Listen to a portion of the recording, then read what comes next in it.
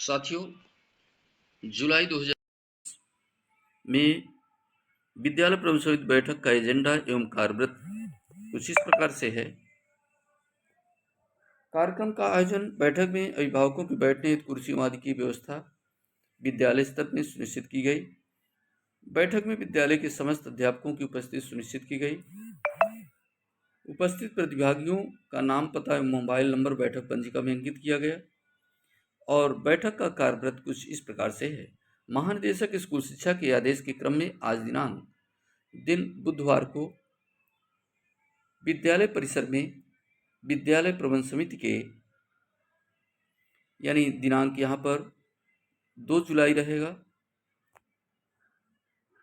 क्योंकि प्रथम बुधवार को विद्यालय प्रबंध समिति प्रत्येक माह बैठक की जाती है और अध्यक्ष श्रीमती या श्री की अध्यक्षता में विद्यालय प्रबंध समिति की बैठक आहूत की गई और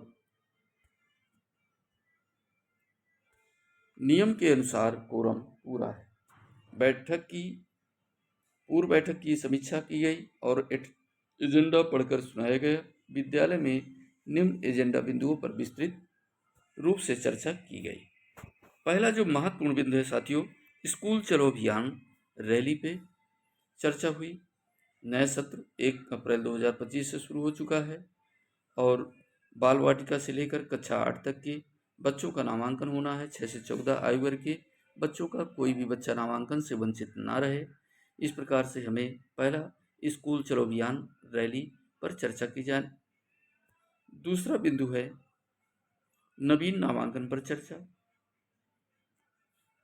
और पुस्तक वितरण पर चर्चा।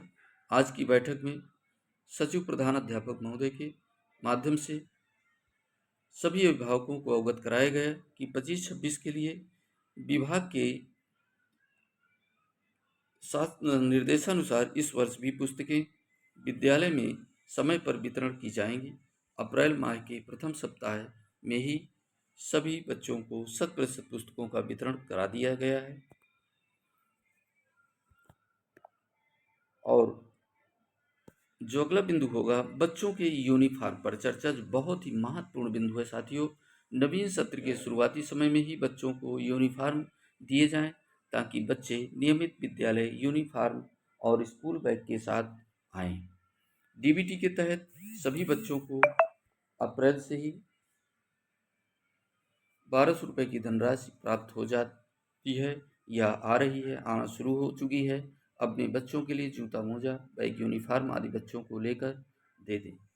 और डीबीटी के दौरान जो महत्वपूर्ण डीबीटी के माध्यम से ही अभिभावकों के खाते में हस्तांतरित की जाती है धनराशि, उसे जिन अभिभावकों के आधार सीडेड नहीं है बैंक में, आधार सीडेड कराने हेतु अपील की गई और आधार सीडेड के बाद ये धनराशि आपके खाते में हस्तांतरित की जाएगी।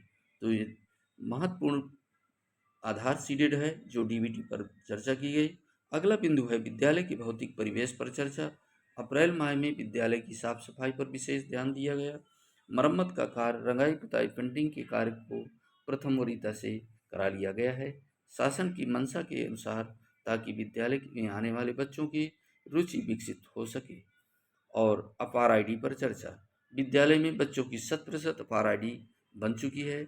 जिन बच्चों की आधार कार्ड अपडेट नहीं है या आधार कार्ड बने नहीं हैं, उन बच्चों के आधार कार्ड बनवा लें। उनके जन्म प्रमाण पत्र पर अति शीघ्र बनवा लिए जाएं ताकि आधार कार्ड बन सकें और बच्चों की 100% अपार आईडी जनरेट हो सके। अगला बिंदु पीएफएमएस के तहत कंपोजिट ग्रांट सहित अन्य मदों के उपभोग पर चर्चा। सत्र 2024-25 में कंपोजिट ग्रांट की धनराशि विद्यालय के एसएमसी खाते में जो भी धनराशि आपको प्राप्त हुई, कंपोजिट ग्रांट एवं अन्य मदों सहित कितने रुपए धनराशि प्राप्त हुई। पिछले बैठक में सचिव प्रधान अध्यापक एवं एसएमसी सदस्यों के द्वारा बैठक में विचार विमर्श कर आम सहमति के उपरांत विद्यालय में वार्षिक आवश्यक कार्यों को चिन्हित कर कार्य योजना प्रस्ताव तैयार कर बैठक में अनुमोदन हेतु प्रस्तुत किया जा चुका है।